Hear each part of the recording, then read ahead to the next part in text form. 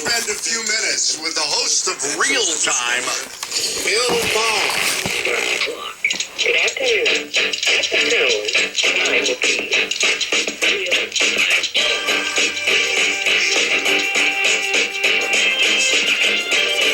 Hi, how you doing? I'm good. How are you? I'm hanging in. We're the exact same age. Really? Yeah, we have our hair, but there's one thing that we differ on. Okay. My life includes the sun. And I told him that bit of advice that we've all heard about, find something you love to do so it won't seem like a job. Right. He left Milwaukee 6 years ago, moved to Colorado, and got in the cannabis industry. Yay! Smart kid, huh? That's a great industry to get into. I mean, even if I know people who are in it who don't smoke pot at all. It's a great industry. The numbers that you see now from polling, how much the American public is behind complete legalization is astounding. And what's even more astounding is that the Democrats are still so faint-hearted about full-throatedly coming to the fore on this issue, which would be so good for them. Well, you know what I find even more unbelievable is you would think with the economic numbers that we're seeing in taxes, in jobs, in all the various areas it has an impact, you'd think it'd be the other way around, that the Republicans would be pushing for it. And they will. They will steal this issue. Trust me, you're exactly right. And the sad part is that this could be, for the Democrats, almost the kind of issue that guns is for Republicans. We did a thing on this once, and the point of it was, yes, first of all, you could create a whole cadre of single-issue voters, much like guns are for Republicans, but that it's the kind of voter that you could really depend on. We're talking to Bill Maher. You'll hear more from him after this.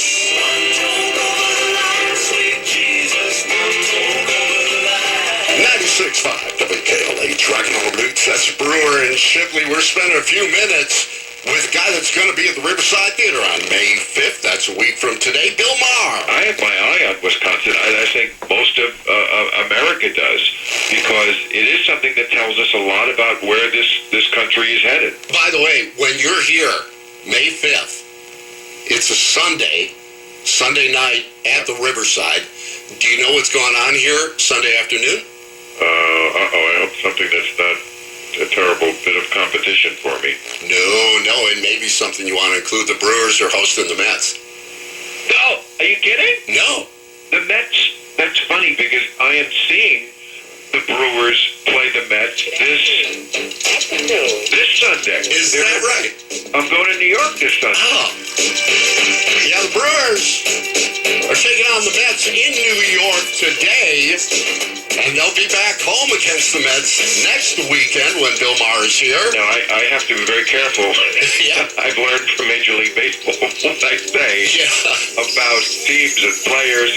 So I mean this in only a very distant way, but you've got a good team, and that Yelich fellow is quite a player. Bill Maher is actually a minority owner of the New York Mets. What I do know is that Wisconsin is pretty much ground zero for electioneering in America. It's such a bellwether state now. It's sort of what Ohio used to be. Ohio kind of turned reliably red, or it looks that way, at least from the last election. But Wisconsin is completely like a 50-50 toss-up. Were you hesitant to use the term ground zero? In a good way. Yeah. It's close. It's America. Yeah, but that's worked so many times. Just in your songs. There have been so many musicians that have been guests on Real Time with Bill Maher. Billy Stark and all the King's Men. That's Count among them. Our president has got a friend of mine, John Mellencamp, in Texas. on Milwaukee's hometown rock, 96.5 WKLH.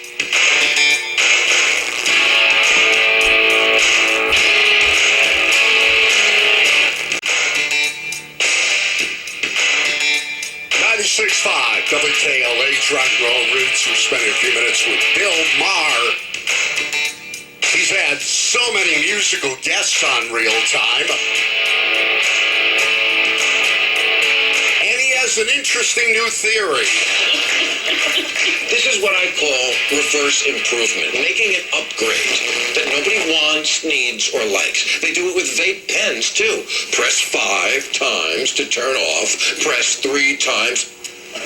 Listen, I'm here on Earth to have a good time, not to read instruction manuals.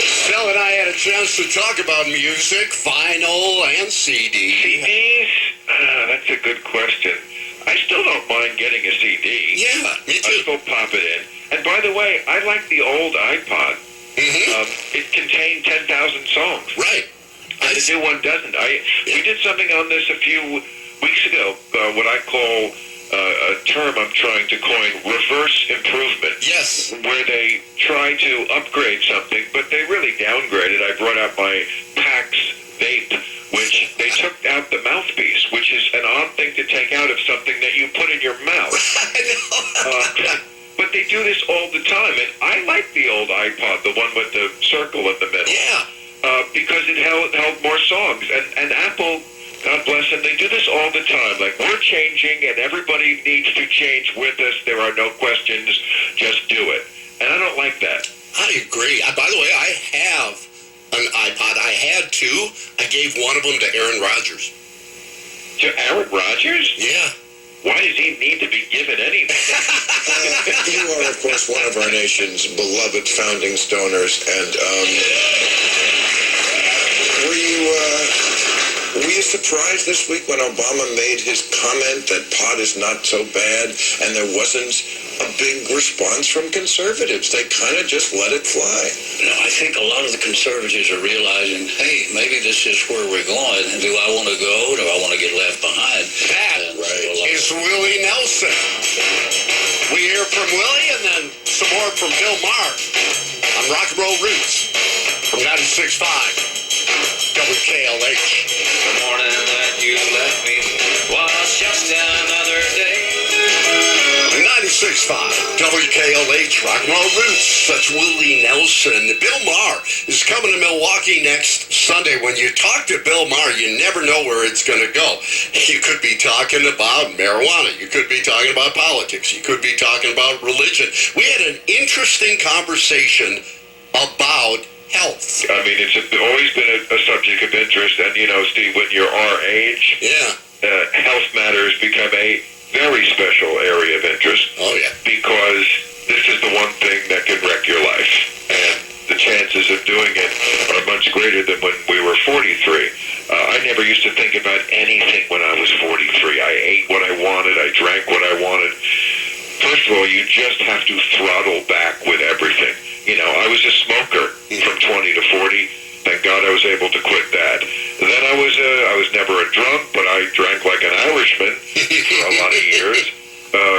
Around 50, I throttled that way back to just have a few a week. My 2-year-old's in preschool. Because, you're going to have to look at what they give them for lunch in school. I bet I pack her lunch. But like in schools, don't they? I'll pack her lunch still. She likes carrots and pickles and stuff like But that. not broccoli. The last thing that you have to throttle back on is food. She picks it. And I don't mean just on bad food. I mean that food, yes, we need food to live, and of course when you eat good food, that's good for you. But what they are finding out is that our digestive systems developed at a time when we did not have a consistent diet. We would hunt for something, kill it, and eat it, and then we wouldn't eat for 5 days. We are meant to fast. We are meant to give our body digestive systems a rest. 3 meals a day is just something we completely made up, like the food pyramid. I have an out of left field curiosity question, and now I get to ask it. Yep. I want so much for you to like me and for us to be friends. We are friends already. All right, so tell me if I'm right or wrong. Were you as uncomfortable as hell when Zoe Deschanel came on your show and acted like it was a talk show? Well, I try not to be ever uncomfortable because it's my show, so I have to maintain. I understand what you're saying. Zoe was a little out of her element there, I tried to hold her hand and take her through it. She had something to say. I mean, that's the reason why we booked her. And apropos to our last conversation, it was about food. But, you know, something about our show, it's not just Zoe, it freaks a lot of people out. I mean, that was a one-off, and it was a subject that really isn't completely in our wheelhouse, so that's fine. But I see a lot of people, especially conservatives, and we, of course, are one of the few shows that books conservatives on a basically liberal show with a liberal audience. So it's a tough one for them to do, and I appreciate that, and I try to recognize that. Here's Zoe Deschanel with her band, She and Him, on Rock and Roll Roots. My love, all my kissing, you don't know what you've been missing when you're with me, 96.5 WKLH, Rock and Roll Roots. We're talking music right now with Bill Maher. Yeah, that was actually painful watching Paul Ryan, standing and applauding while Donald Trump was There are a lot of commentators, the Vichy Republican politicians, showing that public figures, and the musicians that have been on Real Time with Bill Maher. Capitulation of the conservative movement. What is the last hard copy, either vinyl or CD, that you actually can remember buying? That's interesting. I do remember exactly what the last vinyl one was, because it was 1985, I believe. That's when CD started to take over. It was Paul Simon's The Rhythm of the Saints. That was my last vinyl one.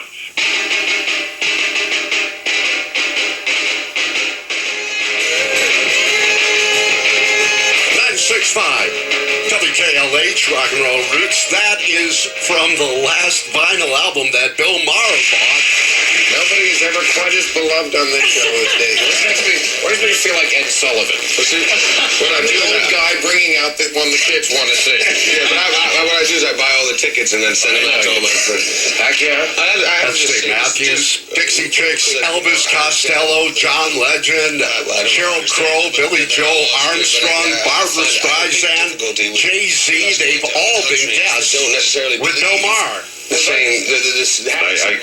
still want to get Paul McCartney or Ringo on. I think I could do the best Beatle interview they've ever had. I see these guys, Paul and Ringo, get interviewed all the time, and it's the same stupid questions that we know the answers to, and they know the answers to, and I think I could ask better questions and say more interesting things to Paul McCartney.